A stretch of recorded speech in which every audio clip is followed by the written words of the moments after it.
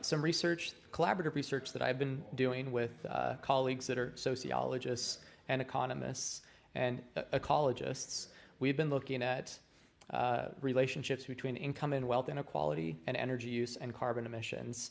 And we've been doing this at multiple scales. We've been doing it looking at national level data for many nations in the world. We've also been looking at it at smaller scales, such as within the United States at the US state level. And ideally would also like to look at this kind of relationship within other countries at a smaller level too. But thus far, what we've found in this particular area of research is that at these multiple scales, whether we're looking at things across nations or at least within the United States, we are seeing, based upon our statistical analyses that we've done, a pretty strong relationship between particular kinds of income and wealth inequality and higher energy use, fossil fuel energy use, and carbon emissions. And we especially see this kind of problematic relationship in developed OECD nations, wealthier nations in the global north, and then we also see it for sure within the United States. And we think that the explanations for this, we think it's really for sure very complicated, and there are a variety of things going on that help to explain these kinds of relationships.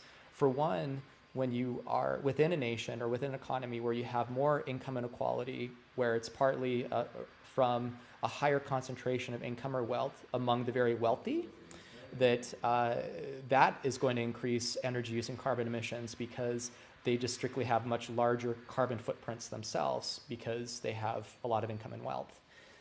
So they live in large homes, they might have multiple homes, multiple cars, a lot of global travel, they just buy a lot of things and so on.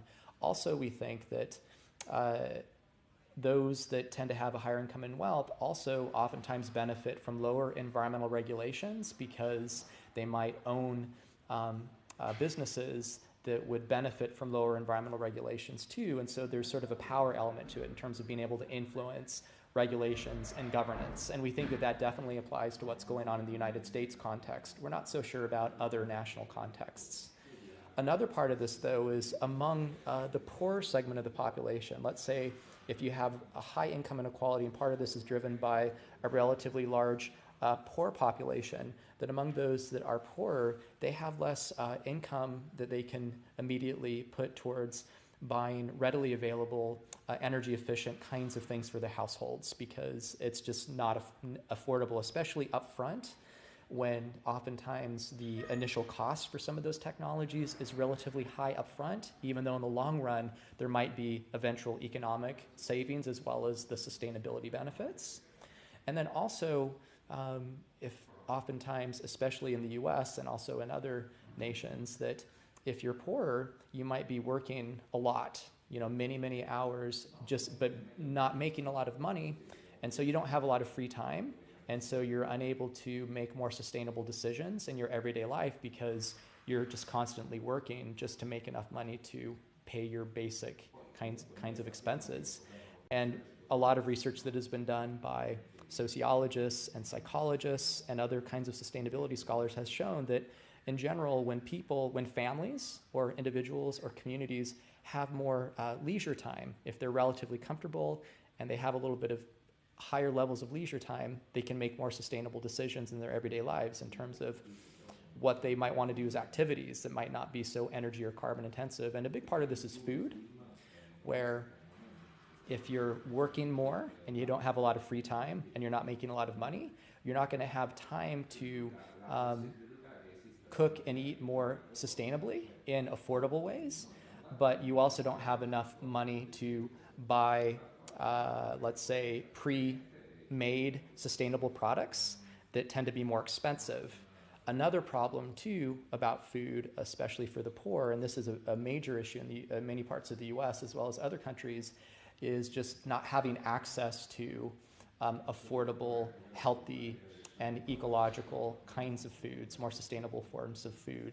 If you are relatively poor or live in a relatively poor neighborhood, your local markets are less likely to even have those kinds of products available. And if they do, they just tend not to be affordable. So that also is a big problem. So just to recap what I said about what can we do with this research in terms of affecting policy in a beneficial way, we think that there's First, a double dividend implication, that reducing income inequality has many well-known public health benefits. And our research that I talked about today shows that reducing income inequality and poverty also has environmental benefits related to reducing fossil fuel use and reducing carbon emissions. So when you combine those kinds of human well-being and environmental benefits, there's a double dividend to reducing income inequality. So that's a pretty strong argument to make in the policy world, that there's both social and environmental benefits to reducing income inequality. And then related to that, we know that when the environment deteriorates, that also has health implications. So those two things are related too. And reducing income inequality then indirectly has that kind of benefit because of how environmental harms can lead to human health consequences. And the last thing I'll say too is that if you look at the broader sustainable development goals from the United Nations, and there are many of them, some focus on the environment and climate change, others focus on the economy and other sorts of things, and one of them explicitly focuses on inequality and reducing inequality, which also shows that in sort of the international community, the geopolitical community, the UN, for example, they recognize that these things are all interconnected too, which I think is a really powerful message to remind people that if you look at the UN Sustainable Development Goals, inequality is one of them. Others focus on the environment, others focus on other aspects.